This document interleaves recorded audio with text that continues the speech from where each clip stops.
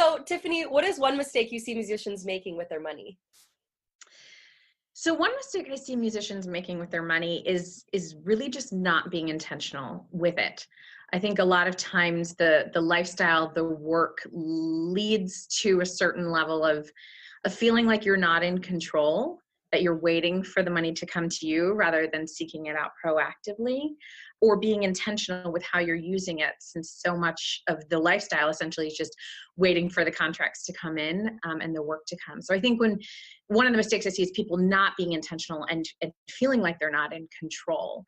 And then another thing that I see is musicians at all different stages in their career is really not making hay when the sun shines. Like when things are, really, really busy and you're exhausted, but the money is coming in, that's great. You have to save it. You have to use that time to plan accordingly, just in case, around the corner is like a little bit of a dry spell, or in case you find yourself in a situation where maybe you get sick or you can't take an engagement. It's about being really intentional and not just saying, wow, everything is wonderful and I'm going to buy all this stuff that I've put off for months. But it's really just being intentional with it and being in control and taking control of your own finances. What are some planning mistakes that you see musicians making as well?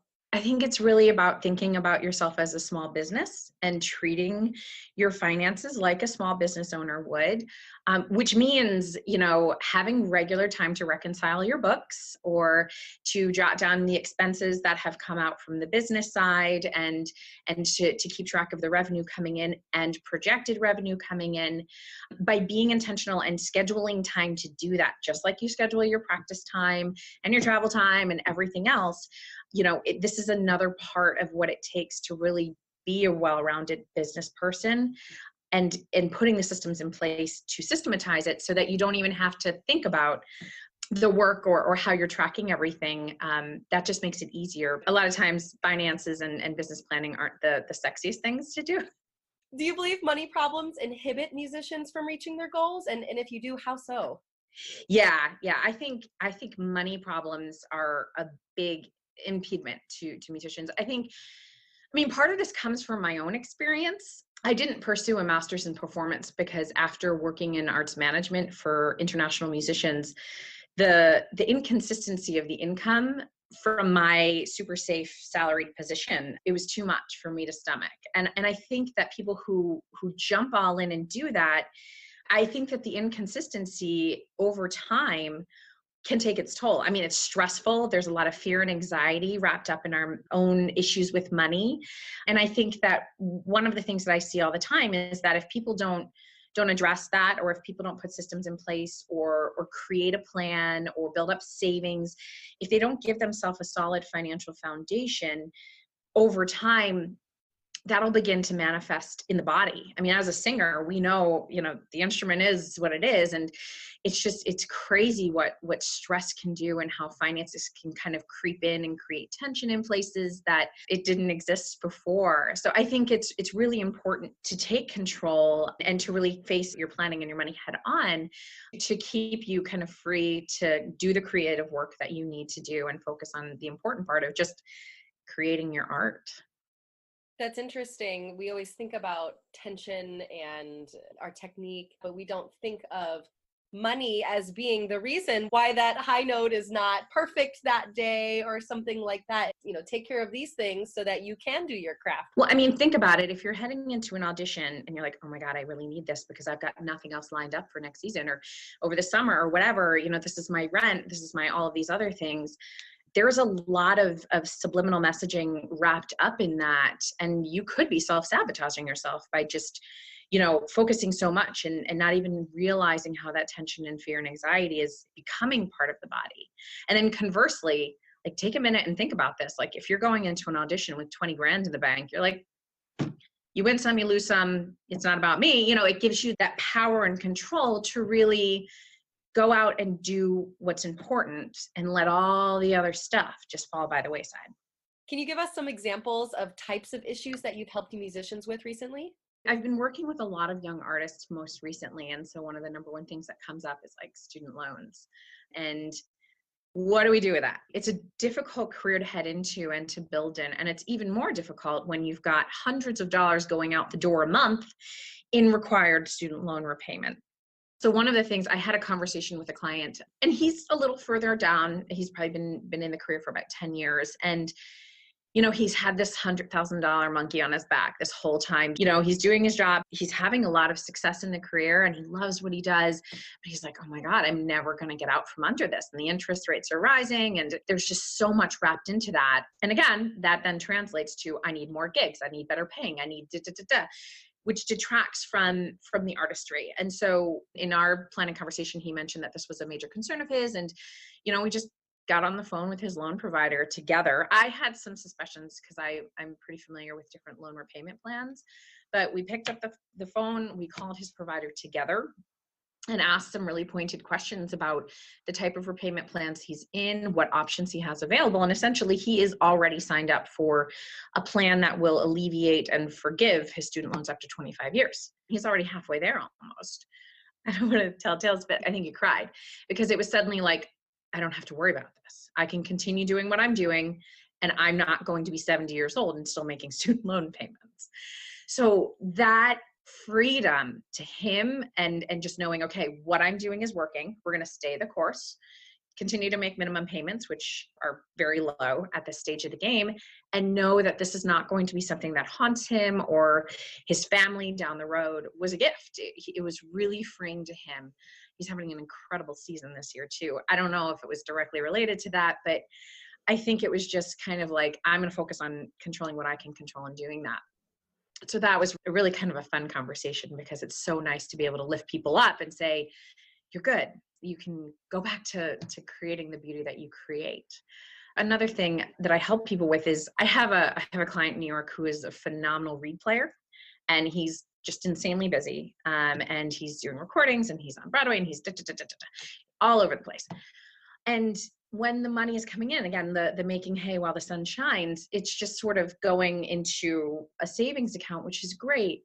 But over time, that's not the most efficient place for him. And so we had a conversation around, what are your goals? What are your instrument needs? What do you need to put back into the work? And then where do we see this going in terms of, how can we position your savings to support you through the ebbs and flows over the next decade or 3? And really creating some intentional buckets of money for what he needs, whether it's travel or beginning your retirement savings, and educating him about best places and really structuring his finances so that when the money comes in, there's already a plan in place. He doesn't have to think about it. This is going here, back to taxes, like zero brain energy put on that, so he can just continue to focus and run. And I think that that's been really helpful. Because at the end of the day, nobody wants to spend more time on financial and business planning than they need to. So it's just a little bit of legwork on the front end to just allow your brain to just be like, yep, that's what we're doing, and back to business.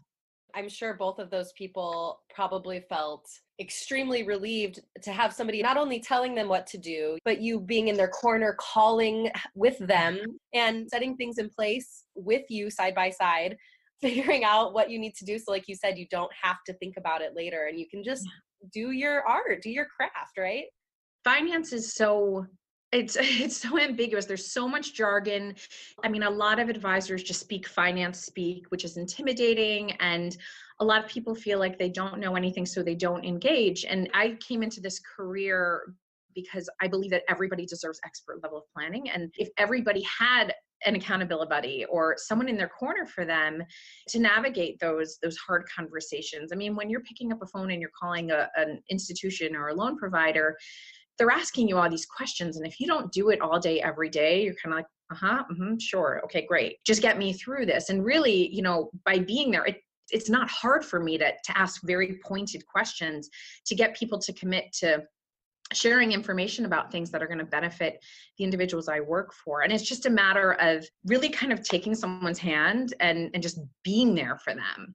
Because setting this up, once everything is in place, it's really easy to maintain that. But I think a lot of people come to me because it's just nice to know that when life is happening or things are going really well or things are not going very well, to have a trusted person to go, okay, So this is what I'm doing. What do you think? You know, just having a sounding board, because I share best practices and I always provide a ton of financial literacy, because at the end of the day, my philosophy is it's your life, it's your money. Like, it has to make sense to you, not me, not your parents, not anybody else. It has to make sense to you. And so by empowering the people that I work with to really learn through the process and then develop their own systems, over time, they don't really need as much of the hand holding, because they understand why they're doing what they're doing. There's a system in place, there's a plan in place, and we check in and we maintain that. And how do you teach musicians to master their business and their financial fundamentals to achieve this success? It's really all about just providing financial literacy. And it's interesting because even the college and the conservatory programs that do provide the business of music or some sort of fundamental course in their programming now, which more are, when you're learning it in a vacuum, it means nothing. Your priorities and your understanding about finances when you're 19 and you're in the cloistered environment of college is very different than when you're 23 going audition to audition to audition, or when you're 36 and you've got a family and you're managing it. I mean, it's very, very different. And so I think it's really important to kind of educate people from where they're at. And we just build that in, you know, it's just, okay, this is where you are today and this is where you want to go. And so we kind of look at some core things like saving, investing, debt management, risk management. And I mean, I could sit and explain the nuances of the stock market and how stocks and bonds work and where your investment should be. But unless it means something to you, unless that's a goal of yours, or we're talking about your assets and how this is going to perform for you, that means nothing. Like I might as well just be speaking in Russian. Like it has to make sense. And so really from starting people from where they are, we just begin the educational process as we're planning. So I'm not going to start off with investment management for someone who's just like, got to pay down these credit cards. Okay, great. So we're going to build a savings fund and do the credit card at the same time, right? And it's just educating people about these processes. So not only are they doing it and they're implementing the plans that are benefiting them, but they're learning about it. And if they're learning about it, they can maintain it. If they're learning about it, they can also share it to the other people in their world. And I guess my mission is to really build a community of financially savvy and business savvy arts professionals. It's important for people to have a plan and understand the components of their plan. Not here's an analysis that some advisor put together for you based on your risk retention and your time horizon and the projected rate of return. No, I mean, you need to know, why can't I exceed my dining out budget next month? What am I going to have to jeopardize? Like, what is the trade-off there? Or, oh gosh, my great aunt just gave us this great gift. So where does it go? And having a plan in place means that when these financial things come into your life, you know where it's going because you understand the fundamentals of how each piece of your planning is really set in motion to get you to your goals. And how can our listeners start taking charge of their business and finances right now? The first thing I would do is, if you're the type of person to kind of put blinders up or put your head in the sand, it's really about just owning it. Know your numbers. Finance is not sexy. There's so many more aspects of this industry that are just so much more fun. But I think it's really important to just sit down and the first thing you have to know is, what does it cost to run your life? What are you spending on a monthly basis? And what are your bills? But also, what are your habits? You know, it's the discretionary spending, the dining out, the shopping or whatever. 90% of what we do every day is habit. And if you're just going by the bakery and those smells are wafting out and they're just kind of calling you in like sirens, like, it's like, yeah, I get a coffee and I get a pastry and I do this. And if that's your routine, you know, what is that costing you? And is that Starbucks run or whatever keeping you from being able to travel for fun? So I guess the first thing is really just getting clear on the numbers, knowing what your expenses are monthly. And then from there, you really build a plan. Expenses and dollars going out is sometimes easier to control than dollars coming in. You know, I mean, if we could all go out and get 3 other paying jobs, you know, every month and just kind of rake in the cash when we need it, that would be lovely. But that's not the lifestyle. So controlling what you can control, really knowing, like, if I need to pare down, how little can we make the monthly expenses? And then from there, that then drives what we call like your emergency fund. So put 6 months of that in the bank, whatever that number is, or even more than that, depending on how frequently you're working and what your next season is projected to look like. And if on a monthly basis through singing or playing or music, that's not coming in, Then we need to find means of actually producing that revenue, whether it's a side job or, just extraneous gigs or a 9 to 5 or whatever it takes to get you to your financial goals. Because at the end of the day, nobody else is going to come in and make your payments for you. And nobody else is going to tell you how to run your life. So you need to know what money you need to bring in to be comfortable in your lifestyle. And then from there, we plan either from the savings aspect or this is how we produce that money on a monthly basis regularly to do that. And then some other core things that you should be running all the time in your business is just a net worth statement. And you should know if you're profitable. So net worth is this is all of my assets, all of the savings and anything worth value, right? If life hit the fan tomorrow and we had to liquidate everything, this is how much cash I could make. That's your assets. Your liabilities are, okay, these are people I owe money to. So your loans, credit cards, mom and dad, whomever, money going out. So just in like a snapshot look, assets, liability, bottom line is assets minus liabilities equals net worth. So we want to eventually get that positive. Side note, if you're carrying student loans, that number is probably negative, but that's okay. It's normal. Measuring against that year over year, we always want to see that net worth number go up. And as your debts go down and as your savings go up, your net worth increases. That is the number one measure of financial wellness for most people.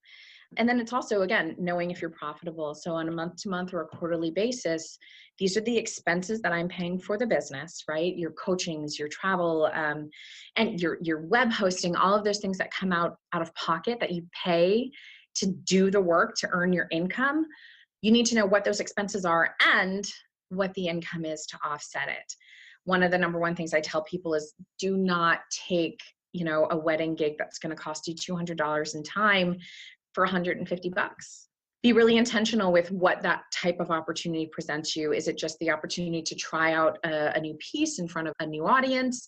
You have to be thinking like a business person. And there are reasons not to turn it down. For instance, maybe it's not paying very well, but it's an opportunity to sing with a new conductor that you haven't worked with, or it's a great networking opportunity.